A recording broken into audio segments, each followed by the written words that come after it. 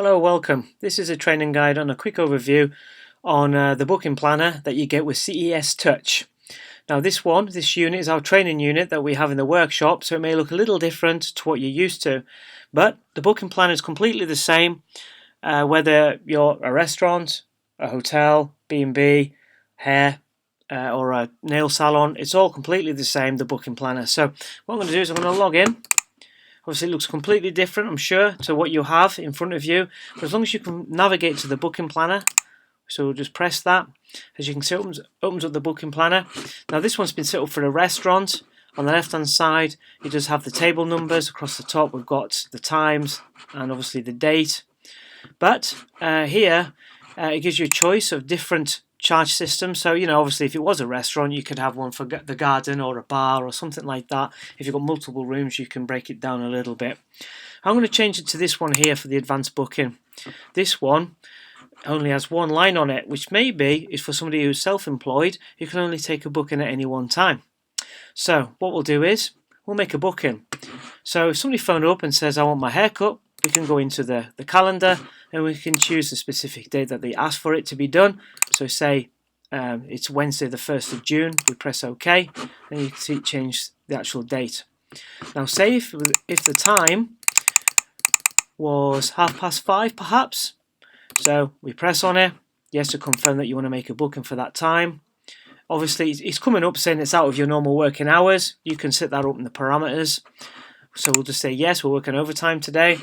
So we'll put in the details about what this person wants to get done to their hair. So say if it was myself, I'd maybe put my number in, and then maybe I'll put down what is getting done.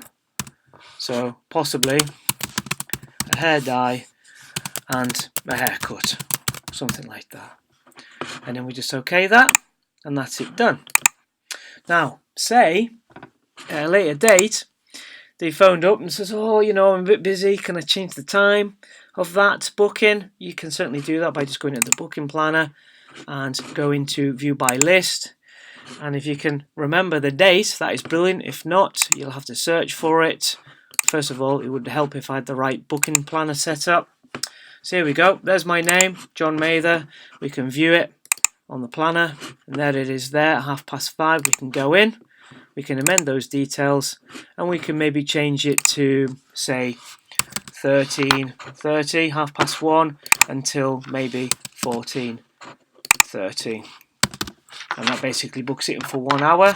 We press OK and we go back in and we can take a quick look at that. So I've been moved to 1:30, so I can look at that. I can go straight in or I can view it on the planner, and there we are, 1:30. As you can see, there's many other bookings there that have been taken for this period of the day. So we can, if you want to, obviously if you click it, it goes straight back in and it gives you the opportunity to amend the details. If I change that to move, we can physically move it to another time. Alright, and we can, if we want to, move it back. And if we click it, in fact if we change it back to edit mode, we can go back in, amend those details, and we can manually change that if we so want to.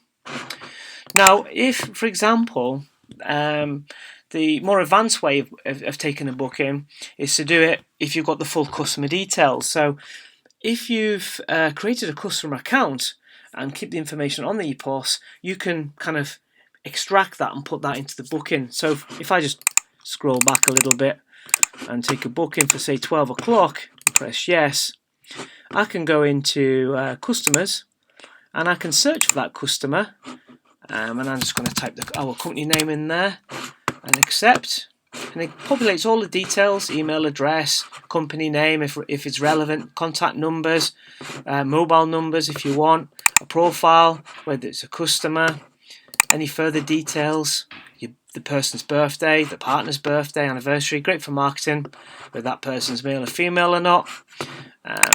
If you want to issue membership cards for that customer, any comments relating to the client, whether, as I say, if this is for a hair salon, you could say a certain type of dye basically aggravates her scalp, so stay away from that one. You can keep all that type of detail. So I'm just going to click save at the moment, and it's going to transfer that customer into the booking.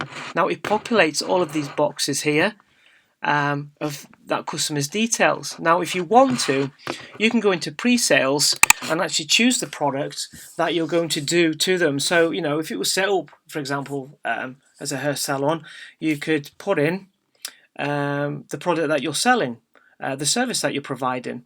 So you would navigate. There'll be one called hair salon or something like that, and you could navigate through and choose the actual item that you're going to do, and it will actually input the price of the work that you're doing. However, I'm not set up this way, so I'm going to go into the restaurant and actually just choose something with a price against it. So a fillet steak sounds good really to me, so I'm going to save that and OK it,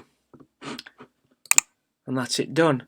Now what happens when that time arrives, you can extract that into sales mode and then just press the subtotal button and put the sale through. So you don't actually have to look for the actual item that you've done previously, because you've already put it into pre-sales. The other thing that you can do if you want to, if I amend the details again, you've got the option to email that customer. So you could, for example, you can only do this if you've imported extracted the customer details from the account. Otherwise, it doesn't know who to email it to. So at this point, you can press email.